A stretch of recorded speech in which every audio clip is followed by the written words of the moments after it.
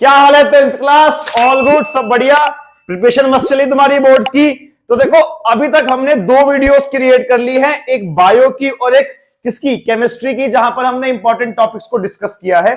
आज की हम वीडियो में क्या डिस्कस करने वाले हैं कि फिजिक्स से अपने पास इंपॉर्टेंट टॉपिक्स कौन कौन से हैं, किस चैप्टर से कैसे कैसे क्वेश्चंस आते हैं, और उन क्वेश्चंस की एक झलक भी तुमको मैं दिखाऊंगा अपने, ठीक है, वीडियो के अंदर। तो वीडियो में लास्ट तक बने रहो और एक बात ध्यान दे लो कि जो भी अपने पास ये सीरीज चल रही है, चाहे वो केमिस्ट्री की हो, चाहे फिजिक्स की हो, चाहे बायो की हो, ये उन बच्चों के लिए बहुत इंपॉर्टेंट है जिनको कहीं ना कहीं 11th 12th क्लास में साइंस लेनी है और अपना कहीं ना कहीं मेडिकल या फिर इंजीनियरिंग के अंदर एक करियर बनाना है, ठीक है। तो वीडियो में एंड तक बने रहो, अच्छे से पढ़ते हैं और चलो देखते हैं अपने पास इंपॉर्टेंट टॉपिक्स कौन कौन से हैं, ठीक है। तो अगर बात करूं तो फिजिक्स अपने पास कुल 25 मार्क्स की आती है। जिस 25 मार्क्स में से क्या होगा, एक क्वेश्चन अपने पास केस स्टडी में होगा 4 मार्क्स का, एक क्वेश्चन होगा 5 मार्क्स का, ठीक है। इसके अंदर लॉन्ग क्वेश्चन है, इसके अंदर 2 क्वेश्चन अपने पास शॉर्ट में होंगे, 2 क्वेश्चन अपने पास लॉन्ग में होंगे, बाकी अपने पास क्या है, सिंपल एमसीक्यूज हैं या फिर रीजंस हैं, ठीक है। अब अगर इसमें देखा जाए तो अपने पास कुल 4 चैप्टर हैं और चारों चैप्टर में से अगर उठाऊं मैं तो सबसे पहला क्या है मेरे पास, लाइट, ठीक है। अब रिसेंट ईयर्स के अंदर देखा जाए तो लाइट में अपने पास इंपॉर्टेंट टॉपिक्स कौन कौन से हैं, तो सबसे पहला क्या है मेरे पास, characteristics of image, characteristics of image formation by plane mirror, characteristics of image formation by plane mirror, image formation by plane mirror, कि किस तरीके से एक जो प्लेन मिरर है वो इमेज फॉर्म करता है, उसके नेचर क्या होंगे, क्या क्या है। तो देखो अपने पास कुल 4 चीजें हैं। 4 चीजें कौन कौन सी है मेरे पास, दैट इज इमेज कैसी बनेगी, that height of object equals to height of image, distance of object equals to distance of image, image कैसी होगी, वर्चुअल एंड इरेक्ट और लेटरल इन्वर्टेड। ये 4 प्रॉपर्टीज लिखोगे तुमको 2 मार्क्स आराम से मिल जाएंगे, ठीक है। उसके अलावा बात करूं अगर मैं मिरर के बारे में तो अपने पास क्या आता है, uses of concave and convex mirror, कम से कम 2 यूजेस के पढ़ लेना, कॉनकेव मिरर के और कन्वेक्स मिरर के, ठीक है। कॉनकेव मिरर के और कन्वेक्स मिरर के 2 यूज पढ़ लेना काफी है, ठीक है। इसके अलावा मेरे पास क्या आएगा, मिरर फॉर्मूला, और मिरर फॉर्मूला के रिगार्डिंग क्वेश्चंस आते रहते हैं, ठीक है। अगर बताऊं मिरर फॉर्मूला क्या होता है तो ये होता है 1/v plus 1/u equals to में 1/f। अब अपने पास 2 टाइप के मिरर हैं, एक कॉनकेव और एक कन्वेक्स। अब कॉनकेव में क्या रखे, साइन कन्वेंशन, और कन्वेक्स में क्या रखे, साइन कन्वेंशन। तो एक चीज देखना कि अगर u की वैल्यू f से बड़ी है, अगर u की वैल्यू क्या है, f से बड़ी है, देन उस केस में concave u negative, v negative और f भी नेगेटिव रहेगा, ठीक है। अगर u की वैल्यू f से बड़ी है कॉनकेव में तो u v f तीनों नेगेटिव रहेगा, और अगर u की वैल्यू f से छोटी है या फिर कन्वेक्स है, उन दोनों केस में क्या रहेगा, u नेगेटिव, बाकी v पॉजिटिव और f पॉजिटिव। ये साइन कन्वेंशन अगर याद कर लिया तो कभी भी किसी न्यूमेरिकल में कोई दिक्कत नहीं आने वाली है। इसके अलावा बात करें तो अपने पास आता है मैग्निफिकेशन, जो कि होता है माइनस का v/u। अब कुछ वैल्यूज है कि अगर मैग्निफिकेशन की वैल्यू 1 से बड़ी है तो इमेज कैसी बनेगी, बड़ी इमेज बनेगी। अगर मैग्निफिकेशन क्या है अपने पास 1 के बराबर है तो इमेज कैसी बनेगी, सेम साइज। वहीं अगर मैग्निफिकेशन 1 से छोटा है तो इमेज कैसे बनेगी, स्मॉल साइज, ठीक है। ये सब बातों का ध्यान रखना। साथ में एक और है कि अगर मैग्निफिकेशन पॉजिटिव है तो इमेज कैसी है, वर्चुअल, इमेज कैसी है, वर्चुअल। वहीं अगर मैग्निफिकेशन नेगेटिव है तो इमेज कैसी है, रियल एंड इन्वर्टेड, ठीक है। एक ट्रिक है चीजों को याद करने की, ठीक है। ये ट्रिक सिर्फ एप्लीकेबल है किसके लिए, मिरर के लिए, ठीक है। लेंस में इसका उल्टा कर देते हैं, जहां पे अगर m नेगेटिव होगा तो इमेज रियल होगी, अगर m नेगेटिव होगा तो रियल इमेज वर्चुअल होगी, और वैसे क्या कहते हैं, वर्चुअल होगी, ठीक है। तो ये लेंस में अलग हो जाता है, उल्टा हो जाता है, बस और कुछ नहीं, ठीक है। मिरर फॉर्मूला के अलावा अपने पास क्या है, देखो अगर ना हुआ तो मिरर फॉर्मूला से एक क्वेश्चन तुमको मिल जाएगा 2 मार्क्स में, ठीक है। तो इजीली कर लेना, ठीक है, ज्यादा कुछ मुश्किल नहीं है, ठीक है। अगर बात करूं मैं फोर्थ के बारे में तो देखो और क्या अपने पास, that is refractive index, that is refractive index. और रिफ्रैक्टिव इंडेक्स कैसे निकालने का आएगा, ठीक है, find refractive index of diamond with respect to water. ऐसे क्वेश्चन मैंने बहुत देखे हैं केस उसमें सैंपल पेपर के अंदर कि find refractive index of diamond with respect to water. अब देखो जिसका नाम पहले बोला गया है उसका रिफ्रैक्टिव इंडेक्स ऊपर, और जिसका नाम बोला गया है बाद में उसका रिफ्रैक्टिव इंडेक्स नीचे, और उसको तुम सॉल्व करोगे तो तुम्हारे पास क्या निकल जाएगा, refractive index of 1 with respect to 2। सबसे इजी ट्रिक है चीजों को करने की, ठीक है। रिफ्रैक्टिव इंडेक्स के अलावा देखोगे तो ग्लास स्लैब वाला जो है ना, वो ग्लास स्लैब का जो अपने पास वो डायग्राम है उसको एक बार देख लेना, उसके थ्रू ना एक बार ओवर थ्रू करना कि कैसे कैसे इंसिडेंट रे है, कौन सी इमरजेंट रे है, कौन सी रिफ्रैक्टेड रे है, उनको ढंग से पढ़ लेना कि अगर ठीक है इसके अंदर अपने पास क्या रहेगा कि जब रे ऑफ लाइट रेयर से डेंसर में जाएगी तो कैसे बेंड करेगी और डेंसर से रेयर के अंदर कैसे बेंड करेगी ना toward the normal the normal. ये सब टॉपिक्स अपने पास इंपॉर्टेंट है तो ध्यान में रखना, ठीक है। इसी के साथ साथ में अगर देखूं तो पांचवा क्या आता है मेरे पास, दैट इज लेंस। क्या आएगा, लेंस फॉर्मूला, ठीक है। लेंस फॉर्मूला से पहले याद रखना कि कन्वर्जिंग लेंस और डाइवर्जिंग लेंस किसको बोलते हैं। कन्वर्जिंग जो कि क्या कर रहा है, लाइट रेस को अपनी तरफ कन्वर्ट कर रहा है, अपनी तरफ लेके आ रहा है, दैट इज कन्वेक्स। और डाइवर्जिंग कौन सा होता है मेरे पास, कॉनकेव, ठीक है। तो इसको ध्यान रखना लेंस फॉर्मूले के अंदर। छठा अगर बात करें तो देखो इसी के अंदर अपने पास क्या आता है, that is power of lens. बाकी लेंस फॉर्मूला भी है अपने पास, ठीक है। अगर तुम लिखो तो 1/b minus 1/u equals to 1/f, ठीक है। बाकी सारी चीजें सेम है इसके अंदर, ज्यादा कुछ उतना नहीं है। बाकी पावर ऑफ लेंस याद करना, पावर ऑफ लेंस क्या होता है, रेसिप्रोकल ऑफ फोकल लेंथ, और इसकी ऐसा यूनिट क्या होती है, दैट इज डायोप्टर, ठीक है। खुदा ना खास्ता कि इससे कोई क्वेश्चन आ जाए, अगर क्वेश्चन आ गया तो बहुत इजी क्वेश्चन बनेगा, तुम लोग आराम से टैकल कर लोगे, ज्यादा कुछ डिफिकल्ट है नहीं पावर ऑफ लेंस, ठीक है। तो अपने पास देखो तो ये सब कुछ क्या है अपने पास, टॉपिक्स इंपॉर्टेंट है किसके लिए, लाइट चैप्टर के लिए, ठीक है। अगर आगे बताऊं मैं तो नेक्स्ट चैप्टर बढ़ते हैं। नेक्स्ट चैप्टर क्या है मेरे पास, दैट इज ह्यूमन आई, ठीक है। ह्यूमन आई में सबसे पहले क्या याद करना, पावर ऑफ एकोमोडेशन। सबसे पहले इसकी डिफाइन तुम रट लो कि पावर ऑफ एकोमोडेशन है क्या, ठीक है। सिंपली कहे तो फोकल लेंस की एबिलिटी, मतलब जो आईज के अंदर जो ना आई लेंस है उसकी एबिलिटी जिससे वो क्या कर रहा है, अपनी फोकल लेंथ को कम ज्यादा कर रहा है by the help of ciliary muscles. Simply कहूं the ability of eye lens to adjust its focal length by the help of ciliary muscles is known as power of accommodation, ठीक है। इसी के साथ साथ में अपने पास क्या आ जाएगा, आई डिफेक्ट, ठीक है। और भाई तुम ऐसा मान के चलो कि आई डिफेक्ट से एक क्वेश्चन बन गया।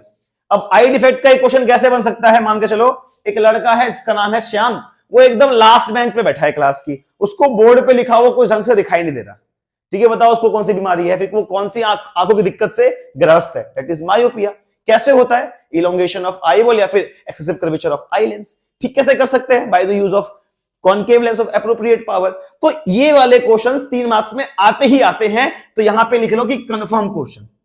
यहां मान लो एक क्वेश्चन कंफर्म है 3 मार्क्स का, ठीक है। एक क्वेश्चन 3 मार्क्स का कंफर्म यहां से हो गया, और मिरर फॉर्मूला या फिर लेंस फॉर्मूला से एक क्वेश्चन 2 मार्क्स का यहां से कंफर्म हो गया। तो देखो 5 मार्क्स तो अपने पास कंफर्म हो गए भाई, 5 मार्क्स तो कंफर्म हो गए, ठीक है। आगे अगर देखा जाए आई लेंस के साथ साथ में अगर आगे बढ़ो तो नेक्स्ट क्या आएगा मेरे पास, प्रिज्म का डायग्राम।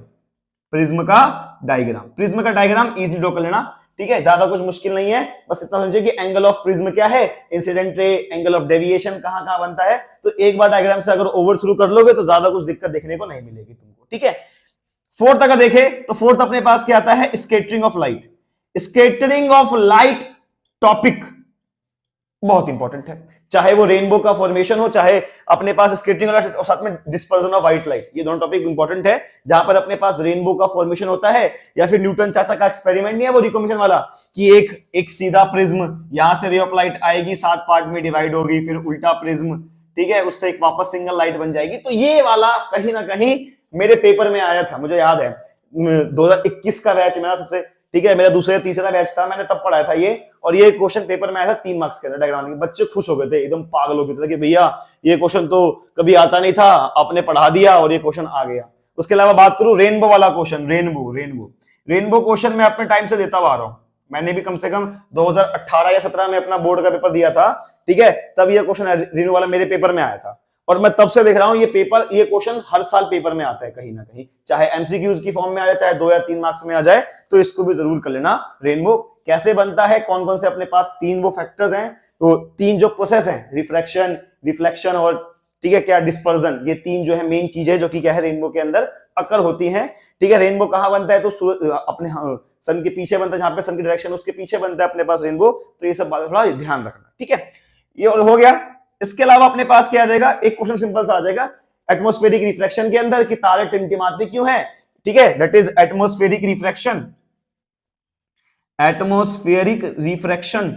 एटमॉस्फेरिक रिफ्लेक्शन में क्या आ जाएगा अपने पास, ट्विंकलिंग ऑफ स्टार्स की तारे टिमटिमाते क्यों हैं, ठीक है, ट्विंकलिंग स्टार। या फिर अगर एक एस्ट्रोनॉट है जो कि अपने पास कहां है, स्पेस में है, तो उसको एटमॉस्फेयर का रंग ब्लैक क्यों दिखता है, सिंपल है, एस्ट्रोनॉट है, आउटर स्पेस में है, उसको ब्लैक दिखता है कलर। क्यों? वहां पे एटमॉस्फेयर ही नहीं है, because there is absence of atmosphere, इसलिए उसको सब कुछ क्या दिखता है? ब्लैक दिखता है। भाई हमको सब कुछ क्या दिखता है? ब्लू दिखता है, बिकॉज ऑफ एटमॉस्फेरिक रिफ्लेक्शन।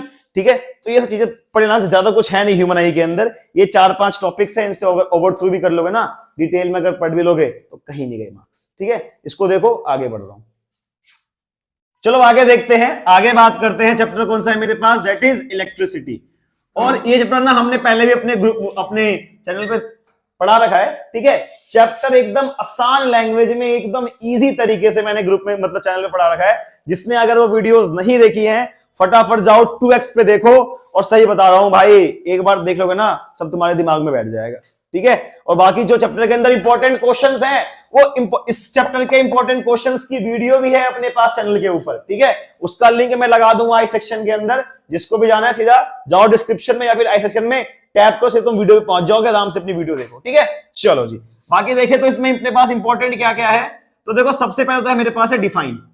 अगर क्वेश्चन 5 मार्क्स में आ रहा है तो टीचर वहां पे क्या खेलेगा?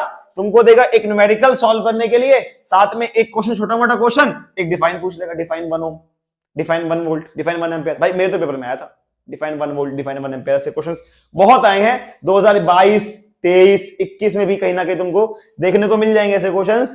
5 का क्वेश्चन होगा, डिफाइन 1 एम्पियर, डिफाइन 1 वोल्ट। तो ऐसे करके देखा जाए तो डिफाइन अपने पास बहुत इंपॉर्टेंट है, चाहे वो डिफाइन 1 एम्पियर की हो, चाहे 1 वोल्ट की हो, चाहे 1 ओम की हो, चाहे रेजिस्टिविटी की हो।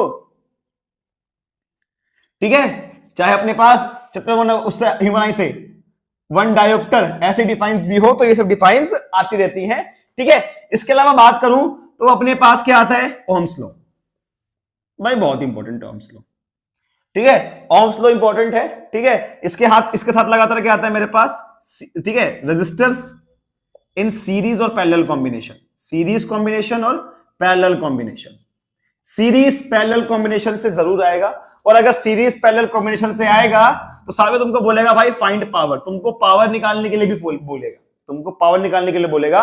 और अगर तुम्हें बताऊं पावर निकालने की ट्रिक, कि अगर तुमको पूछ रहा है एक किसी सिंगल इंडिविजुअल का, किसका पूछ रहा है? सिंगल इंडिविजुअल का पूछ रहा है कि बताओ एक सिंगल इंडिविजुअल के पास कितना पावर होगा। लेट्स सपोज एक एग्जांपल लेते हैं। मान लो मेरे पास एक सिस्टम दिया है, सीरीज का है, 2 वैल्यूज हैं, ये पोटेंशियल डिफरेंस है, ये सर की हो गया, ये 2 ओम, ये 4 ओम, ये 6 वोल्ट है। सिंपली पूछता है बताओ कि 2 ओम के पास कितना पावर होगा। तो कुछ लोग गलती क्या करते हैं, सिंपल वो सोचते हैं कि भाई P इक्वल्स टू VI, मेरे पास फॉर्मूला है, मैं P इक्वल्स टू VI लगा दूंगा तो मेरा पावर निकल जाएगा। ये वाली गलती मत करना, क्योंकि P इक्वल्स टू VI से तुम पूरे सर्किट का निकालोगे पावर। तुमको निकालना है अगर एक इंडिविजुअल का, तो सिंपल लगा पावर का फॉर्मूला क्या? दैट इज I²R, खत्म, कोई झंझट नहीं है भाई। I², सीरीज में है, करंट सब जगह सेम होगा, बट जो R की वैल्यू है वो R की वैल्यू पुट करो, काम खत्म, पावर अपने हाथ में। ठीक है, चलो, तो ये गलती मत करना, पावर को निकालने की ट्रिक सीख लो। ठीक है, उसके अलावा बात करूं अगर देखा जाए तो उसमें अपने पास क्या है? Joules law of heating. Joules law of heating की डिफाइन तो भाई याद कर लेना कि heating effect of electric current होता क्या है। डिफाइन आता है, ये आता है डिफाइन, डिफाइन ये आएगा ही आएगा कि what is joules law of heating. ठीक है, तो इसके आगे लिख लो कंफर्म, इसके आगे लिख लो कंफर्म। क्या आएगा देखो, whenever electric current is pass through a conductor it emits some energy in the form of heat, कि जब भी कभी इलेक्ट्रिक कंडक्टर में से बिजली पास होगी तो ड्यू टू रेजिस्टेंस वो गर्म होगा, और जब गर्म होगा तो कहीं ना कहीं वो हीट पैदा करेगा, उसी को हम क्या बोलेंगे? जूल्स लॉ ऑफ हीटिंग बोलेंगे, सिंपल भाषा के अंदर।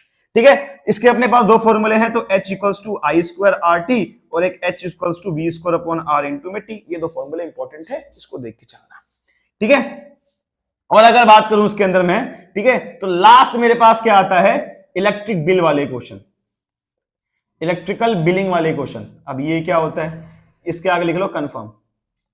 एक इलेक्ट्रिक मोटर है, पावर 1000 वोल्ट, दिन में चलता है 6 घंटे।